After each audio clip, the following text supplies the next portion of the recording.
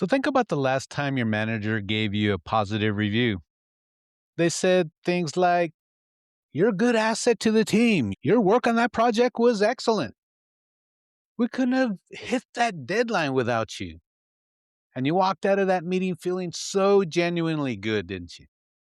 But then 2 weeks later, you're sitting at your desk doing the same job for the same salary, and it starts to sting just a little bit.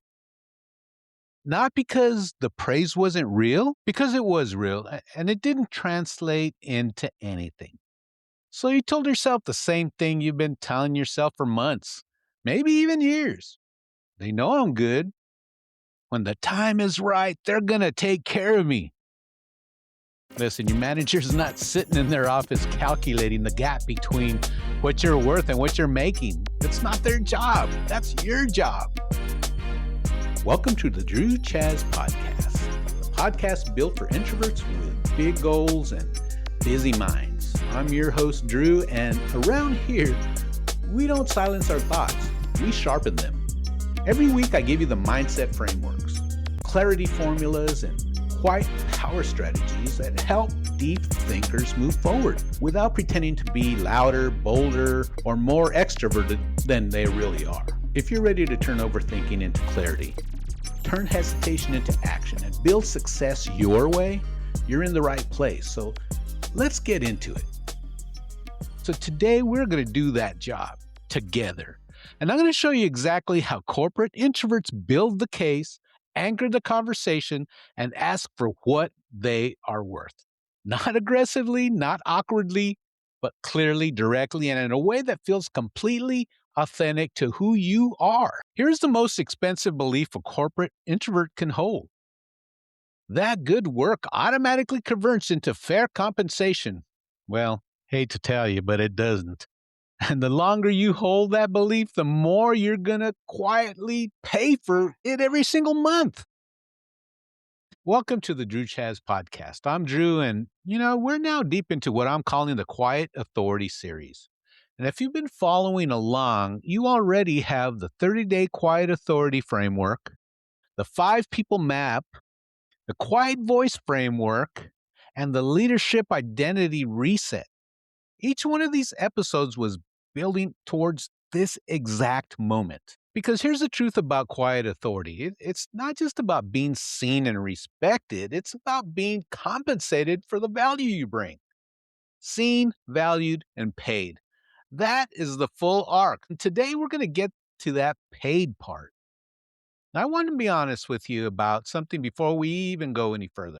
The raise conversation is the one that trips up corporate introverts more than almost any other professional situation. And it's not because they lack the value to justify it, and it's not because they don't deserve it, but because of something that runs much deeper than confidence. That belief is costing you real money every single month. It sits unchallenged.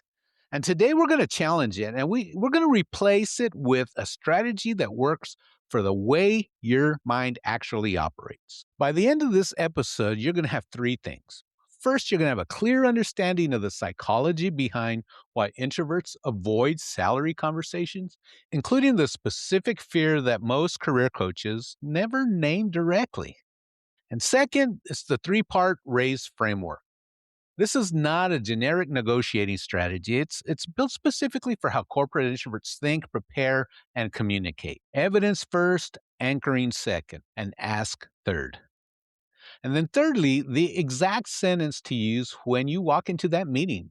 Not vague talking points, but actual sentences you can rehearse, personalize, and deliver in a way that sounds like you and not like a script. And then there's one more thing. A lot of people are going to tell you that asking for a raise is not about confidence, that you just need to be bolder, push harder, advocate for yourself more loudly. Well, that advice is built for extroverts. Most corporate introverts were taught explicitity or implicity. That's asking for things as a form of arrogance. That the right way to advance is to work so hard and so well that the organization comes to you.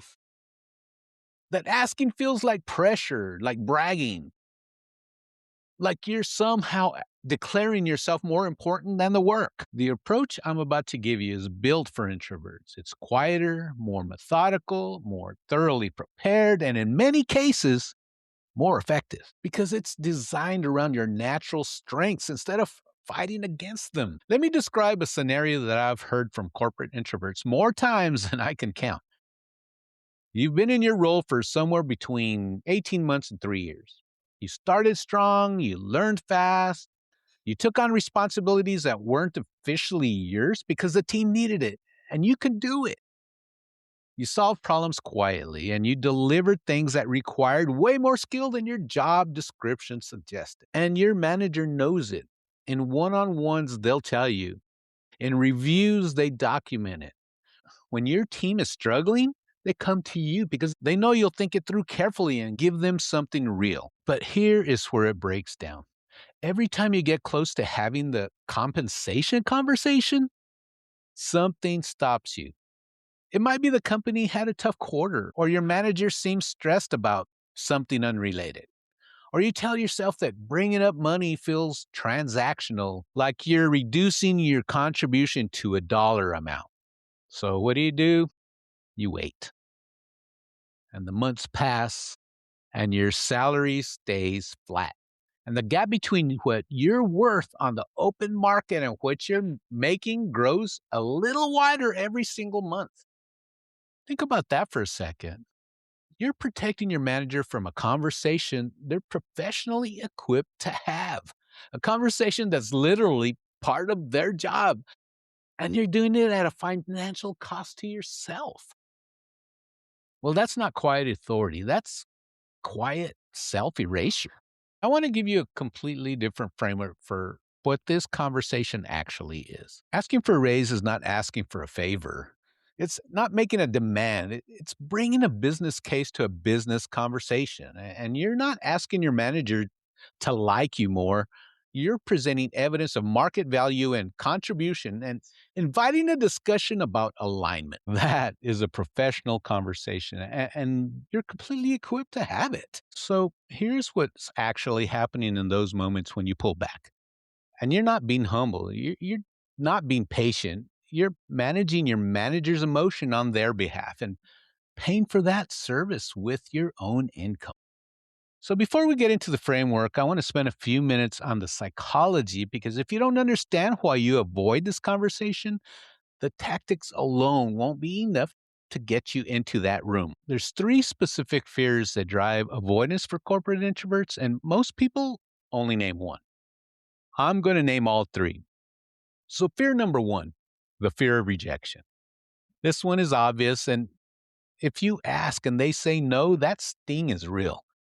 And for introverts who have been preparing and rehearsing internally for weeks before any conversation, rejection doesn't feel like just a no. It feels like a verdict on the case you spent so much energy building. Here's what I want you to understand about rejection in a raise conversation. A no is almost never final. It's almost always conditional. Not right now, or not at this moment, or let's revisit in 2 quarters is not a rejection. It's information. Information you can use to make the next conversation even more effective. The introvert who asks and hears no is in a significantly better position than the introvert who never asks because they never know exactly what conditions need to be met. That is strategic intelligence you just can't get any other way. So fear number two is the fear of being seen as ungrateful. This one runs deep in introverts, particularly those who care deeply about relationships and being seen as collaborative rather than demanding. The internal script sounds something like this. They've invested in me and they've been supportive. Asking for more money might make them think I'm not satisfied, that I'm looking around, and that I don't appreciate what I have. But I want to challenge that narrative directly. And your manager is an adult professional who manages compensation conversations as part of their role. And they don't interpret a well-prepared, respectful ask as ungrateful. They interpret it as someone who knows their value and knows how to communicate it. And that is actually a leadership signal. Research from salary.com consistently shows that managers expect their employees to advocate for their own compensation. And many managers actually think less of employees who consistently accept whatever they're given without discussion, not because of judgment, but because it suggests a lack of self awareness. Listen, asking is professional. Not asking is leaving information off the table. Fear number 3 is the fear of damaging the relationship. And this is the most subtle fear and the one I rarely see addressed in career advice. Corporate introverts build deep, genuine relationships at work, and they invest in those relationships carefully. And the fear is that a compensation conversation, especially one that doesn't go well, could introduce a kind of friction that changes the dynamic. What I want you to understand is that this fear almost always overestimates the fragility of the relationship. A manager who genuinely values you does not lose respect for you because you advocated for your compensation. In fact, the opposite is often true. The managers I've spoken to consistently say that they have actually more respect for the employees who come to them with a clear professional case than for the ones who stew in resentment quietly. That quiet resentment, which is what builds when you never ask, is actually what damages relationships over time. The ask rarely does. So let's get into the actual framework. 3 parts: evidence, anchoring, and the ask. But before we go through each one, this framework is designed to be built over time, not assembled the night before you walk into your manager's office. The most effective race conversation happens because the preparation started weeks or months before the meeting. So let me explain why that matters so much. Well, when you prepare the night before, you're working from memory and you're trying to recall contributions while also managing your nerves. And you're doing 3 jobs at once: remembering, organizing, and performing. And that's a recipe for underselling yourself, even when the evidence is strong.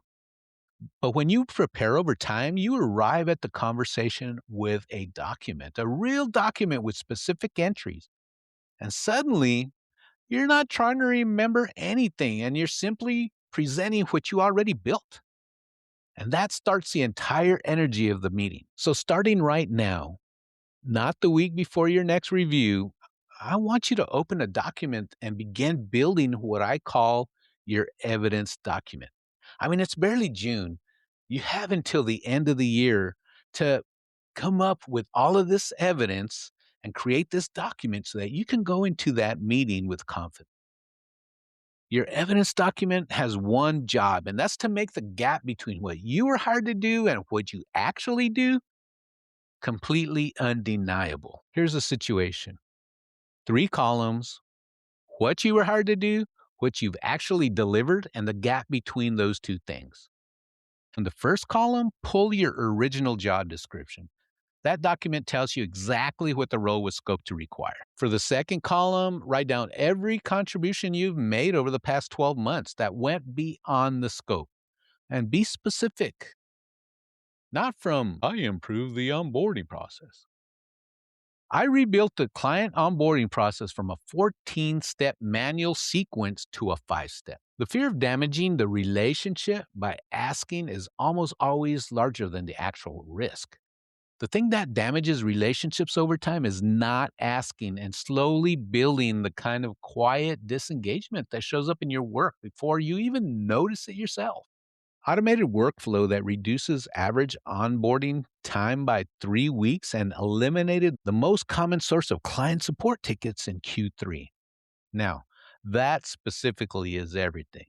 It converts a vague claim into a verifiable business impact. And verifiable business impact is what makes a compensation conversation close. So for the third column, the gap, you're asking, given what I was hired to do versus what I actually do, what is the honest description of my current role scope? In many cases for corporate introverts, that gap is significant. They were hired as a coordinator and they were functionally operating as a project manager. And they were hired as an analyst and they're leading cross functional work streams. They were hired for one department and they're embedded in three. That gap isn't just evidence of your growth, it's evidence of your market value. And then there's anchoring. This is the part of the raise conversation that most introverts skip entirely, and it's costing them thousands of dollars every year. Anchoring is a psychological principle that the first number introduced into a negotiation creates a gravitational pull on everything that follows. Every offer, counteroffer, and compromise in the conversation will reference the first number, whether the people in the room consciously realize it or not. And this is well documented in negotiation research going back decades. A study published in the Journal of Personality and Social Psychology found that the party who introduces the first anchor in a salary negotiation achieves outcomes that are on average 15 to 20% higher than the party who waits for the other side to open. But most introverts wait.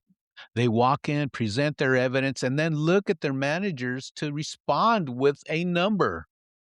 And whatever number comes back, even if it's low, becomes the reference point for everything that follows. So here's my advice of what you should do instead.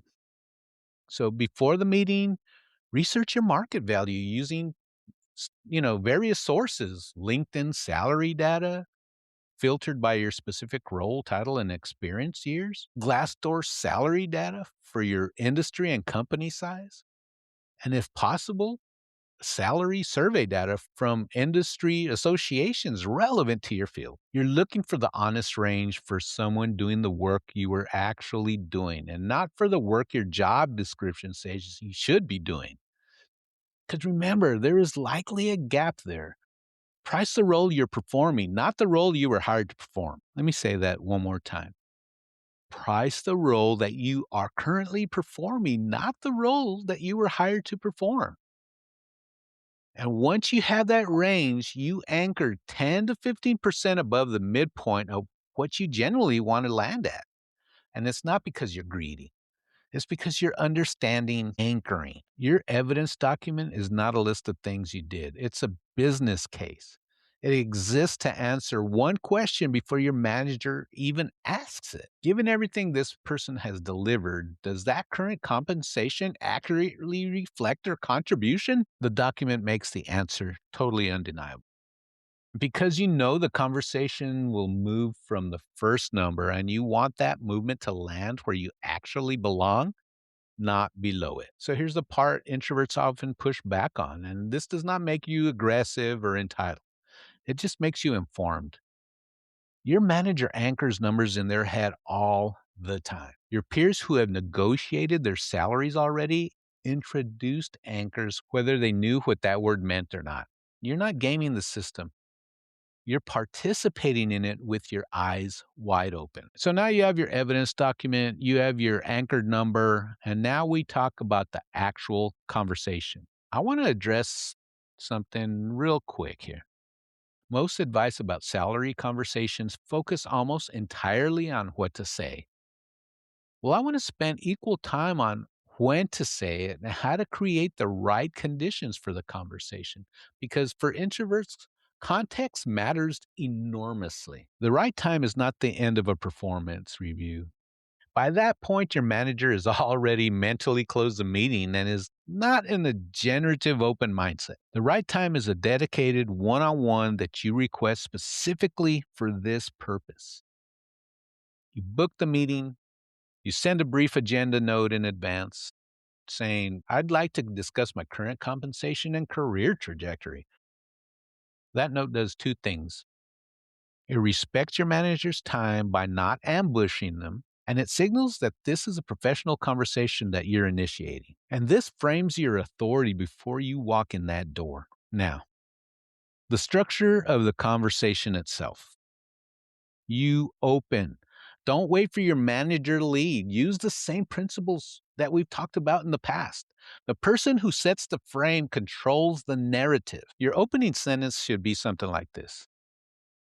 I appreciate you making time for this, and I want to talk about my compensation and how it aligns with the work I've been doing. and the value I've been delivering. And this is the most important. You move immediately into your evidence. Over the past 12 months, I've taken on responsibility that goes significantly beyond my original role. And here are the three specific areas where I want to walk you through what I've delivered. Then you walk through your three strongest evidence document entries. Not all of them. Three specific, outcome connected, and concise. Then you anchor. Based on market research for this role, scope, and experience level in our market, I've found that the compensation range is between X and Y. And I'm currently at the bottom of that range for what I'm actually delivering. Then go in for the ask. I'd like to discuss adjusting my compensation to Z. And then you stop talking. The silence after the ask is the most powerful moment in the entire conversation. And it may seem awkward, but it has that power. And your instinct as an introvert will be to fill that silence, to qualify, to explain, to soften. Don't do it. The silence is working and it's placing the responsibility for a response where it belongs with your manager. Every word you said after the ask reduces its power. Say the number, stop talking, let the room breathe. Your manager is going to respond. They might ask questions about your research. They might need time to consult HR or their own manager. They might say yes or offer a partial adjustment or give you a timeline. Whatever they say, your next move is to listen completely before responding. And don't react to the first thing they say. Take it in. Then respond to the substance, not the surface. If they say no outright, your question is, I understand, but what would need to be true for us to revisit this conversation next quarter? That question does something important. It refuses to accept no as a permanent answer. It asks your manager to co author the conditions for a yes, and it positions you as someone who is thinking about their career strategically, which is exactly how you want to be perceived. So, as a quick win challenge, you don't need to have the conversation this week. You just need to start the document because the document changes everything. It changes how you feel walking in. It changes what you say. It changes the outcome. Just start it today, even if your conversation is 3 months away. So before we close, let me bring this together. The reason corporate introverts are consistently underpaid is not because they lack value. It's because they have a deeply ingrained belief that value recognized should automatically become value compensated. And that belief is not how organizations work. Organizations compensate the people who advocate for their own compensation quietly, clearly, and professionally. But they do advocate. The introvert who waits to be taken care of is not being humble. They're opting out of a system that requires active participation. So the three-part RACE framework is your system for active participation. Evidence builds the case. Anchoring sets the ceiling high enough that the conversation lands where it should. The ask delivers the numbers clearly and then trusts the silence to do its work. None of this requires you to be aggressive, and none of it requires you to perform a version of confidence you don't feel. It requires prep. It requires clarity and the willingness to sit in the silence after the number lands. You have the preparation, you have the clarity, and now you have the framework. So now we know good work does not automatically become fair compensation. You have to connect those dots in a professional conversation. And there's three fears that keep introverts from asking: fear of rejection, fear of being seen as ungrateful, and the fear of damaging the relationship. All three are larger in your imagination than they are in reality. The evidence document converts vague contributions into verifiable business impact. So build it before the conversation, not during it. Anchoring's not aggression, it's informed participation in a process that's already happening with or without your input. And the ask is just 3 sentences: your evidence summary, your market research, your specific number, then silence. The silence is working. Trust it. A no is almost never final. It's information. Ask what conditions would need to be true for a yes and co-author that path going forward. If you've been listening to this series and thinking, I need all of this in one place with a full depth and the full system, you got to get the promotion playbook, and that's at drewchaz.com. It's available now, and it's so good and detailed. Again, the promotion playbook jumpstart. Go to drewchaz.com/courses and get your course. It takes you step by step on how to get this done. So in conclusion, look, you've earned this conversation, not by being the loudest person in the room, not by performing confidence you don't always feel, but by doing the kind of careful, thorough, meaningful work that the series has been built around. The raised conversation isn't confrontation, it's a presentation. And introverts who over-prepare, who think deeply, who build meticulous cases before they speak are actually designed exactly for this. You just need to get into that room. So start the evidence document today, and that is your only job this week. Remember, your analytical mind is not holding you back. It's your greatest asset when you know how to use it. So until next time, keep thinking deeply, keep moving forward, and most of all, you be you. Listen, if this episode helped you see yourself more clearly, please follow or subscribe to the Drew Chaz Podcast.